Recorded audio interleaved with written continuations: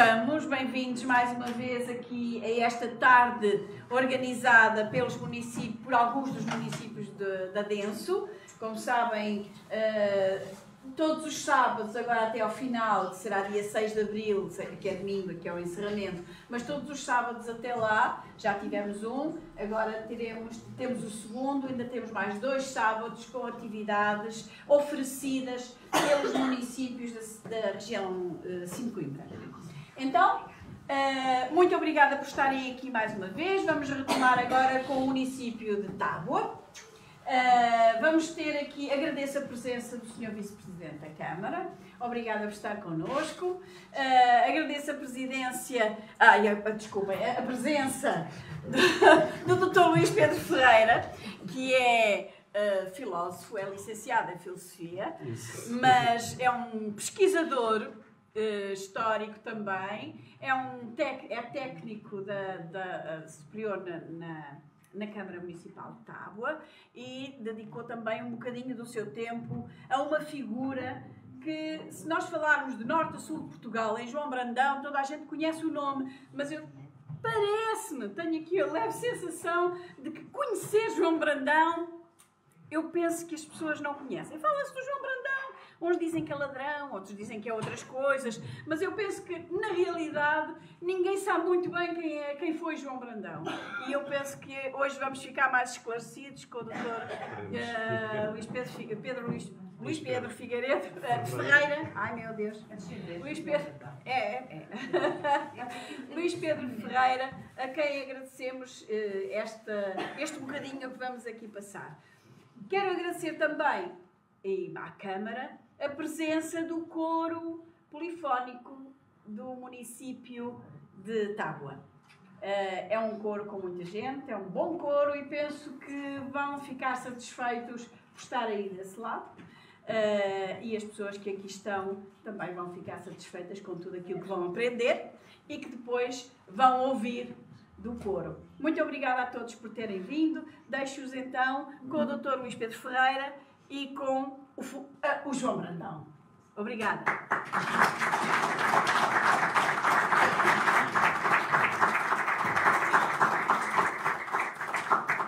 Muito obrigado a todos pela vossa presença, por estarem em tão grande número. É sempre um gosto enorme falar de alguém que me é tão querido, porque também da minha terra, uma personagem muito controversa, se calhar mal entendido por uns. Diversos historiadores têm diferentes perspectivas do que foi a vida de João Brandão, mas se calhar poucos se atenderam verdadeiramente nas palavras que ele escreveu quando esteve preso no Limoeiro. Isto foi a obra que ele escreveu 10 anos antes de morrer. Foi editada, isto é uma primeira edição de 1870, e muitas vezes falamos ou conhecemos João Brandão apenas pelos grandes dramas judiciários e sobretudo por esta vertente judiciária. É claro que, se calhar, visto a esses olhos, João Brandão foi uma pessoa terrível. Mas vamos conhecer então um bocadinho desta figura. Mais uma vez, muito obrigado pela vossa presença. Espero que gostem. Portanto, eu comecei por chamar esta... Só fazendo aqui um pequeno parênteses. Porquê Fulgor e Morte de João Brandão? Porque não o quis categorizar de nada. E por uma sorte, de um acaso, andava a pesquisar na minha biblioteca e vejo um livro que tinha comprado há imensos anos do Pablo Neruda e que se chamava Fulgor e Morte de Joaquim Murieta. Assim, muito interessante, uma personagem que viveu na mesma época, do outro lado do mundo, um chileno, e uma pessoa tão importante. Uma das últimas obras de Neruda foi precisamente esta, que era uma peça de teatro, e então lembro-me de ir à biblioteca e falar com a doutora Paula: acha que isto vai... Sim, avança, é por aí. E fico sempre muito contente de poder então partilhar estas seguintes palavras com vocês. É claro que compreender João Brandão temos que compreender a época. As primeiras referências que nós teremos dos Brandões será a partir do século XVIII, no Pombeiro da Beira, onde há referências ao Bernardo Brandão, que veio ser tio-avô, e ao tal José Brandão. É este José Brandão que já nos finais do século XVIII, princípios do século XIX, se vem viver para Midões e contrai matrimónio com uma senhora Maria Rosa. E é deste casamento que vão sair os dois filhos, José Joaquim Brandão, que vem a ser tio, que também casa em Midões, e o Manuel Rodrigues Brandão, que vem a ser o pai de João Brandão e que vai ter 7 filhos, onde se vem destacar, obviamente, João Brandão, que viveu nesta casa, no Casal da Senhora. Reparem como nos dias de hoje a casa ainda se mantém, apesar de já ser de particulares, e só por isso, como trabalho na Câmara e em turismo, muitas vezes recomendo aqui uma visita ao Casal da Senhora, que vale a pena ver a sua casa. Portanto, João Brandão nasce a 1 de março de 1825, apresenta aqui o seu registro de batismo, e vem a ser seu padrinho, defende que logo uma escolha muito controversa e que vem marcar o destino de João Brandão, que é Roca Ribeiro de Abranches Castelo Branco e a sua esposa. Este senhor vem só a ser o primeiro Visconde de Midões e teve grande influência nas lutas liberais, como iremos ver. João Brandão foi, passado então 26 dias, batizado nesta igreja de Midões, que também tinha acabado de ser erigida 3 anos antes, que veio substituir a anterior. E então, como bem se sabe, quer dizer, é muito complicado todo o século XIX, todas as lutas liberais e toda a guerrilha posterior que daí veio.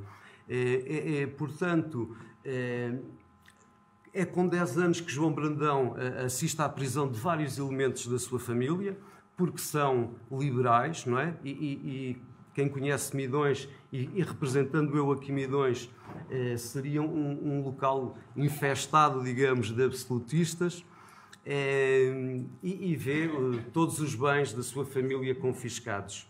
É também, em 1934, que Manuel, após a vitória liberal, que o pai se dedica à política.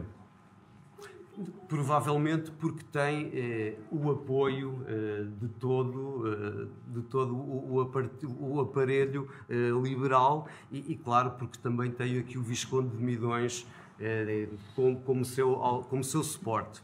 Mas é uma altura muito controversa, há guerrilhas a toda a hora, roubo de bens. João Brandão vem dizer muitas vezes nos seus apontamentos das necessidades, não só de fome, mas também de frio, coisas porque ele passou. Lembro-me dele dizer que aos 3 anos estava ele muito bem sentado, deitado na sua cama, com um sarampão, como diziam na altura, e alguém invade a sua casa e tira a família toda, inclusivamente ele, e o despojam no corral dos porcos. E depois diz, ainda por cima me pisaram. Portanto, João Brandão, obviamente, não só começa a sentir aqui algum sentido político, provavelmente, de perceber que realmente estava aqui no meio de uma luta da qual não escolheu. Até porque a parte da família que fica em Midões, vem a ser sua inimiga. Mas, no entanto, João Brandão, sobretudo o pai nesta altura, tinha ordem para andar em quadrilha, digamos assim, para ter o seu próprio bando, para tentar combater estas milícias que provocavam o terror por toda a beira. É por esta altura, entre 1837 e 1841, que por estas 2 vezes recebem louvores régios pela prisão de malfeitores que andariam por esta altura pela beira. Já li muita coisa sobre João Brandão, desde o chamar a ignorante, que mal sabia escrever. Eu acho completamente o contrário, e por isso afirmo que a educação de João Brandão, e ele próprio diz aqui que na sua obra, que rapidamente se começa a perceber, pois obviamente com um padrinho tão influente e com primos também que vêm a ser advogados, provavelmente estaria na mente tanto do pai como do padrinho que ele viesse para Coimbra a estudar Direito. Creio que sim, seria essa a intenção, mas isso rapidamente teve que ser abandonado. No entanto, ele começou por aprender as primeiras letras naquele que vem a ser um grande inimigo político dele, o professor Bento Inácio Duarte de Almeida, e ainda ter estudado latim e cultura clássica em Cabanas de Viriato com o vigário Joaquim Miranda. E e revela desde logo uma inteligência superior. Mas, no entanto, é óbvio que ele vai ter que tomar uma opção, como todos nós na vida, e rapidamente se começa a mover neste xadrez do seu pai, que rapidamente será o seu. Como o próprio vem afirmar a 31 de maio de 1869 no seu julgamento, numeroso era o bando de inimigos que cercavam continuamente nas trevas a minha família, de sorte que antes de eu completar 14 anos, já eles tentavam contra a minha vida conspirações e planos inspirados pelo ódio e desejo de vingança. É, pois, uma infância apressada que lhe exige um crescimento acelerado. É filho e afilhado de duas pessoas muito ilustres e midões e que irão dominar a vida política até à extinção da sua Câmara por decreto e não por sua culpa, como muita gente diz, em 1853. No entanto, quer dizer, não nos podemos muito iludir quanto à sua vontade, pois por mais que haja um espírito nobre na sua vida, obviamente ele quase que sente esta necessidade de chamar, obviamente, a si este trabalho que era do pai no batalhão de Midões, do qual tem autorização régia, e diz sem problemas em julgamento. Nós temos que compreender que no século XIX e durante esta altura era muito, muito pior roubar do que matar, porque matar fazia parte da guerra, fazia parte do crime de guerrilha, que até depois do fim da vitória liberal, nós vivemos quase mais 40 anos em guerrilha absoluta, quase diária. E João Brandão diz, muitas vezes, há pouco um senhor me dizia que eu conhecia o sítio de João Brandão em Tábua onde ele se escondia. Sim, ele andou como uma palavra que ele utiliza muito no seu livro. Ele andou grande parte da sua vida homiciado, isto é, escondido politicamente de várias pessoas que o queriam só porque ele estava a granjear algum poder e era sobretudo uma personalidade extremamente nobre. E diz, eu que exterminei em toda a beira, ele nunca negou ter exterminado e ter matado, mas roubar nunca. E diz, eu que exterminei em toda a beira as quadrilhas que a infestavam, poderia morrer de fome ou de frio, mas era impossível descer à vileza de me tornar um ladrão. Isto diz imenso sobre a personalidade de João Brandão. Vivemos, pois, numa época de jogos de espelhos em que nada é o que parece, e entre factos e artefactos, que parecem ser manobras de ilusionismo, ele vê-se fatalmente inserido nestas lutas. E então, avançando um pouco, é assim que a 28 de agosto de 1842 acontece um dos mais tenebrosos episódios da vida midonense. Ele vem ser culpado pela morte do juiz da comarca de Midões, o que é desde logo quase o contrassenso, porque quem conhece esta personalidade sabe que ele é um liberal, portanto está do lado de João Brandão. João Brandão tem 17 anos apenas e é acusado deste crime juntamente com o seu pai. Passado um ano é absolvido. Esta é a casa onde viveu o juiz da comarca de Midões e esta é a casa do tal professor que veio a ser inimigo do de João Brandão, o tal Bento Inácio. Segundo consta, estava uma milícia absolutista destacada em Midões e dois tenentes estariam a jantar com o padre.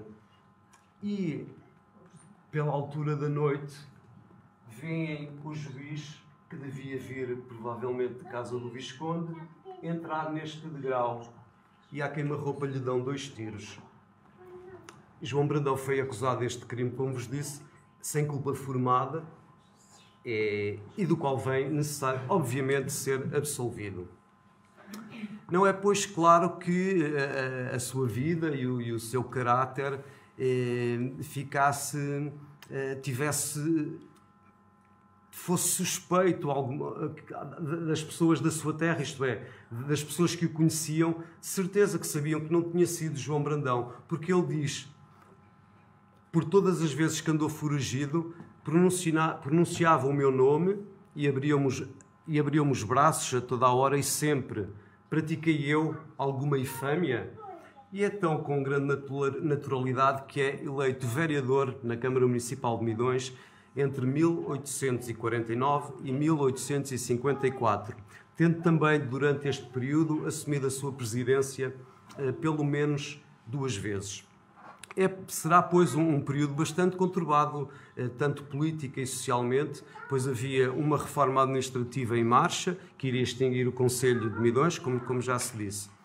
E granjeando alguma reputação política que começou a ter, pois João Brandão, como gosto sempre de vincar, tem um caráter nobre e é uma pessoa muito eloquente, e a 15 de janeiro de 1850 volta a receber um louvor, agora enviado pelo governador de Civil de Coimbra, pela captura do famoso criminoso Stanislau Xavier de Pina, que teria ocorrido 8 dias antes. Esta foi o que resta da antiga Câmara Municipal de Midões, em frente ao seu pelourinho Manuelino.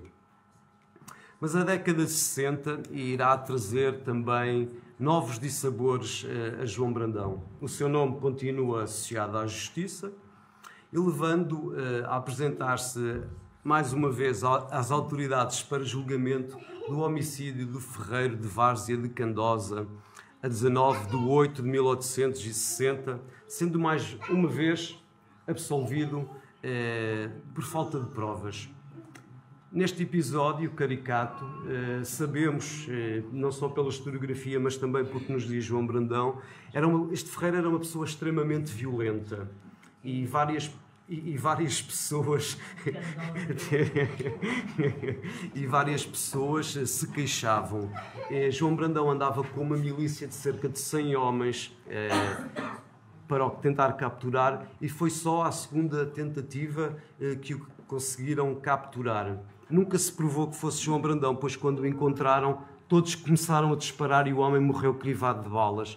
E portanto, não sabemos, mais uma vez, ninguém poderia dizer que foi João Brandão que deu o primeiro tiro, porque se calhar provavelmente até nem deu nenhum. Esta é uma figura que ilustra este assassino do tal ferreiro de Várzea de Candosa. Seria agora algum tempo de descanso depois desta absolvição para João Brandão ter também vida própria e procurar um bocadinho dos amores? É porque nós sabemos que por qualquer sítio que João Brandão andasse, parece que deixou alguma descendência, apesar de ele não ter tido filhos. Consta que teve planos para se casar com a mãe daquele que viria a ser o primeiro Presidente da República, António José de Almeida, mas o consórcio não se realizou e volta-se então para Candosa, onde morava e possuía terras e era senhora de alguma nobreza, Dona Eugénia de Jesus Correia Nobre, com quem casa em 1863. Reparem, João Brandão já tinha 38 anos e a sua esposa, segundo se consta, também já era quarentona. Serão tempos de alguma liberdade, mas também de alguma temeridade, pois que um ano depois, em 1861, o Ministro da Justiça prefere um discurso que procura responsabilizar mais uma vez os criminosos, onde o nome de João Brandão emerge como uma figura que é preciso capturar. E eis que, em 1866, ocorre um outro crime que vai levar finalmente, desesperadamente, direi eu, João Brandão mais uma vez a tribunal. Em 1866, ele é acusado da morte do padre José da Anunciação Portugal, que se vem a revelar um dos episódios mais caricatos da sua vida. Este padre, convém dizer, que era feitor do Visconde de Almeidinha, que por aqui de Aveiro, e que por aqui lhe administrava os seus bens e lhe vendia as terras consoante a sua necessidade. Mas este padre foi então morto e o dinheiro das vendas das suas propriedades foi roubado. Segundo João Brandão e a historiografia da época, estamos perante mais uma orquestração dos seus inimigos. É engraçado que este roubo e este crime aconteceu na madrugada de Sexta-feira Santa e João Brandão estaria, há provas disso, estava em Avô a passar a Páscoa, provavelmente com a sua esposa, e rapidamente teve informação disso. Não foi assim uma mensagem rápida, mas algum mensageiro que a cavalo foi rapidamente até Avô e o informou do acontecido. João Brandão tem contacto disso e pelas cerca das 11 horas ainda contacta com este padre já moribundo. É mais uma figura que ilustra os 3 encapuçados que entraram no quarto do padre, do famigerado padre, e o assassinaram. E o João Brandão entra num objeto que está no arquivo da Universidade de Coimbra, que é a sua pua. Provavelmente utiliza a sua pua para entrar discretamente pelos aposentos da governanta, para ainda tentar contactar com o padre, perceber alguma coisa do que tinha acontecido, mas já não teve hipótese. Curiosamente, esta sua governanta, que assustada pelo barulho e pela agitação da noite, foi também ver discretamente o que é que se passava e terá podido identificar 3 autores do crime. Mas durante esta investigação, tal pessoa desapareceu, nunca foi ouvida e foi levada necessariamente para Aveiro, onde o tal Visconde de Almeidinha teria grande influência. Este é o crime que vai motivar o julgamento, o seu célebre julgamento, que se inicia a 31 de maio de 1869.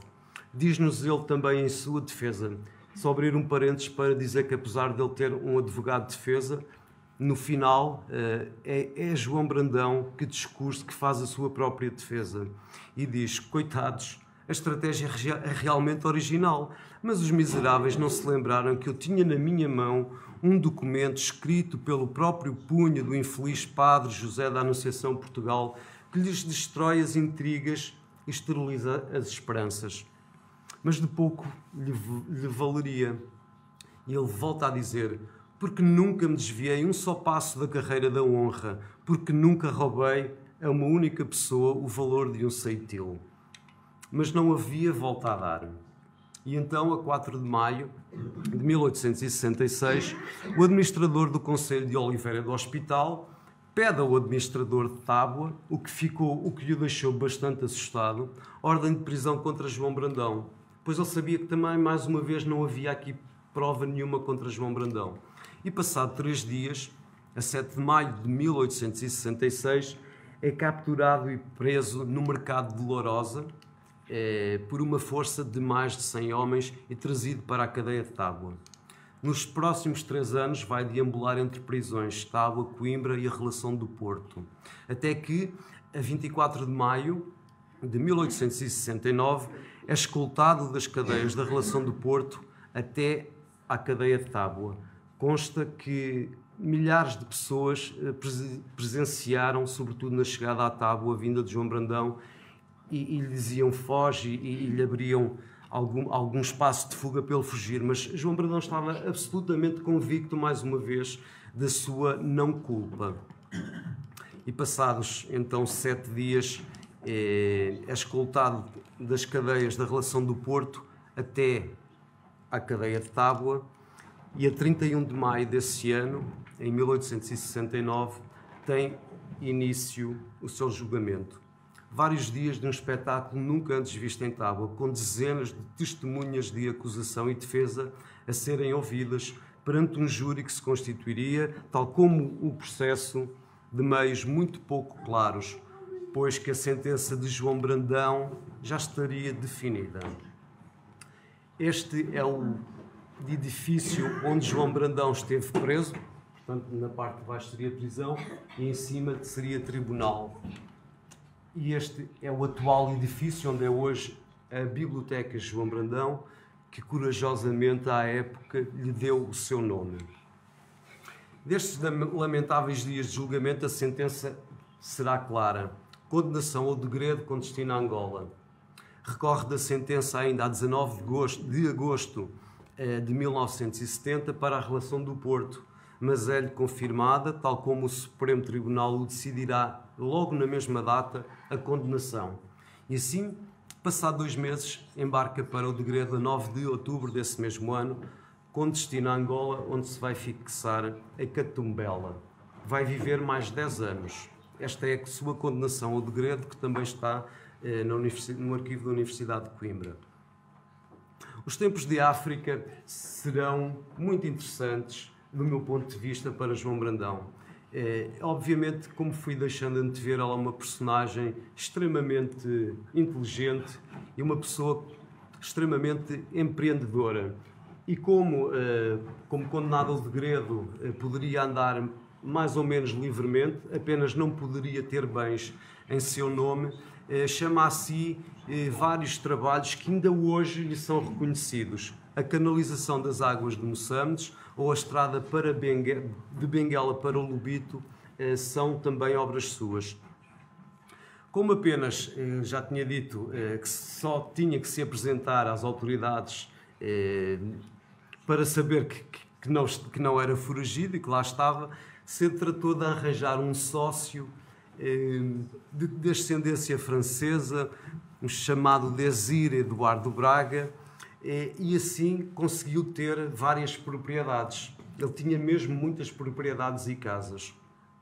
E fez nela, constituiu uma destilação de aguardente sacarina que lhe vem granjear então enorme prestígio por estas terras e passa a ser uma pessoa extremamente respeitada e admirada. E também, provavelmente, o seu pensamento começa a dirigir-se para uma possível fuga, pois ele, em 1873, escreve à sua esposa, convenhamos não esquecer que era uma pessoa casada, que teria planos para fugir para Santo Tomé e Príncipe, onde estava a residir um sobrinho seu, o Dr. Evaristo Brandão. Mas, por esta altura, ele conhece uma pessoa, como já fui deixando antever, ele foi conhecendo várias vezes, não é? Porque tantas vezes andou foragido e tantas vezes lhe abriu a porta, que, obviamente, ele devia ser um homem não só inteligente, mas também com um certo porte e uma beleza e tal, não é? E apaixona-se por uma mulata de seu nome Teresa, por quem se vai apaixonar e lhe vai dar uma filha a que ele vai deixar todos os bens que tem por estas terras, chamada de seu nome de Olinda Brandão. Era, pois, notória a imagem empreendedora deste homem e começam a circular rumores, mais uma vez, da sua fama e do seu prestígio à metrópole, Portugal. E então resolve-se enviar um novo governador para a província de Benguela. A 17 de maio de 1880 chega o tal governador Neves Ferreira, que, conhecedor das suas façanhas, o obrigou imediatamente a apresentar-se às autoridades. Obviamente, João Brandão, como viram a primeira imagem, João Brandão não vem vestido com a farda de preso, digamos assim, vem com a sua casaca, com a sua camisa branca, e aquilo, quando o governador viu aquilo, ficou completamente irado e ordena imediatamente que no dia a seguir se apresente na formatura como deve ser, vestido à preso, digamos assim. Isto não aconteceu. João Brandão nunca mais se apresentou às autoridades e pensou, obviamente, pegar num bando de homens da sua confiança e iniciar uma fuga pelo interior da província de Benguela. Esta fuga é complicada e a meio, ou provavelmente antes da sua fuga, ele comunica o tal sócio ou o tal Vezir Eduardo Braga das suas intenções. Olha, cuida-me lá das coisas que eu vou fugir. Não sabendo ele que esta personagem já se havia aliado ao inimigo, portanto ao governador, e lhe dá informação sobre as intenções de João Brandão. E consta que, passado alguns dias de marcha, as duas forças se encontram, o que seria natural. Tentando acalmar um bocadinho os ânimos, parece que o comandante que o perseguia sai do cavalo e João Brandão também, e vão se aproximando e pede-lhe água e mantimentos, o que também seria normal, e o que João Brandão, quer dizer, mais uma vez, na sua nobreza, no seu caráter, lhe disse: sim, vou-te dar água, mas é aqui que precisamente leva um tiro e é assassinado à queima-roupa. Corria o dia 17 de novembro de 1880. E assim acaba a história de João Brandão. Qual monstro tão ardiloso, qual homem de princípios tão éticos que facilmente se deixou enganar. Mas para nós, beirões, a história de João Brandão não acabou aqui, porque continua muito vivo, e quer a justiça queira ou não, a sua morte apenas ditou a sua imortalidade. É muito curioso que, em 1990, durante uma campanha eleitoral, o Dr. Mário Soares, estando em Midões, na Junta de Midões, vai empunhar os símbolos de João Brandão, o seu suposto chapéu e o seu revólver. E o título é mesmo: com o chapéu de ladrão e pistola na mão, Soares evoca o herói de Midões. Ele para nós é verdadeiramente um herói. E é muito, ainda mais curioso que, passado uns anos mais tarde, em 2005, o professor José Hermano Saraiva vem a Tábua, à Biblioteca Municipal João Brandão, e mais uma vez abre aqui um parênteses, que a seu tempo teve a enorme coragem de lhe dar o seu nome, dedicando-lhe um episódio no seu famoso programa Alma e a Gente, onde entre as histórias e a história verdadeira, o que nós conhecemos do professor Germano Saraiva, caracteriza João Brandão como um homem fascinante, um homem superior, e procurou saber, junto dos locais, no Casal da Senhora, quem foi para você João Brandão, um herói ou um facínora? E a resposta é sempre imediata e muito natural: um herói, obviamente. E é muito curiosa a forma como ele termina o programa. Aqui, ou foi Deus, ou o juiz quem se enganou. Sentimos, pois, que alguma justiça foi feita ao João Brandão e continua sempre a ser feita, porque é uma personagem extremamente importante da nossa identidade. E compreender as beiras é também compreender um bocadinho de João Brandão. E é por isso que ele é uma espécie de vulto que anda pelo Casal da Senhora e por Midões, protegendo-nos. O próprio Rancho de Midões tem como porta-estandarte o João Brandão, esta figura, mas não só. Eu vejo a restauração que dá-lhe o seu nome num restaurante, há um pastel João Brandão, mais uma vez a biblioteca. Os poetas locais também lhe dão muita atenção, não o deixam morrer. Portanto, João Brandão é para nós um símbolo de identidade, de luta e de perseverança. E diga eu, de uma personagem com uma inteligência acima da média, apesar de muitos o assim não quererem caracterizar. Mais uma vez, esta obra que ele escreveu quando esteve preso no Limoeiro, é uma primeira edição de 1870, é bem o exemplo daquilo que eu vos estou a dizer. Quem tiver a oportunidade, lê uma ou duas páginas e vai perceber que João Brandão era uma pessoa acima da média, digamos assim. Muito obrigado.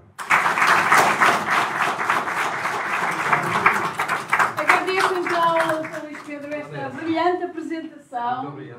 Ficámos a conhecer efetivamente um bocadinho melhor João Brandão, e acho que agora a última honra que lhe vai ser feita pelo coro Polifónico Municipal de Tábua, que eu convido a vir para aqui. Obrigada, Dr. Luís Pedro.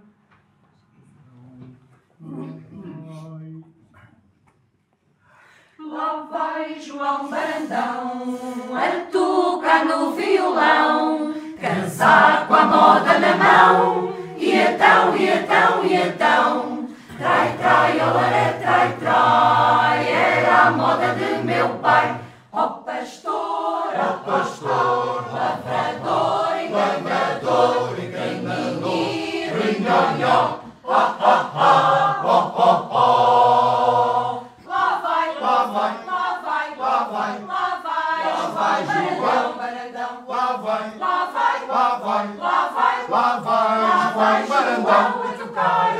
a tocar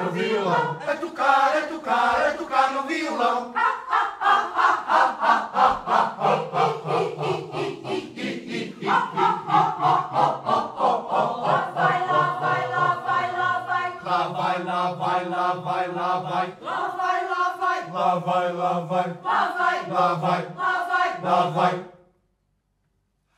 Lá vai João Brandão a tocar no violão, casaco à moda na mão, e então, trai, trai, olé, trai, trai, era a moda de meu pai. Ó pastor, lavrador, enganador, rinhonhó,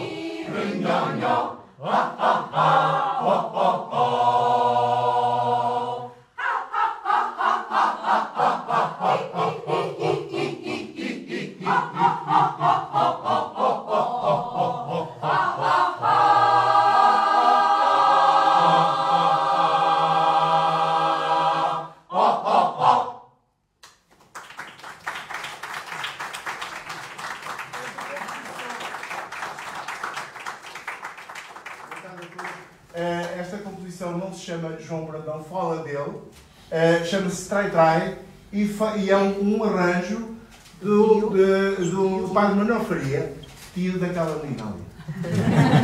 E só por curiosidade, a primeira vez que nós ouvimos, que eu pelo menos ouvi esta composição, foi pelo Coro Dom Pedro de Cristo, em Tábua, a convite nosso, e o coro cantou lá, foi a primeira vez que depois deram-nos a partitura e pronto.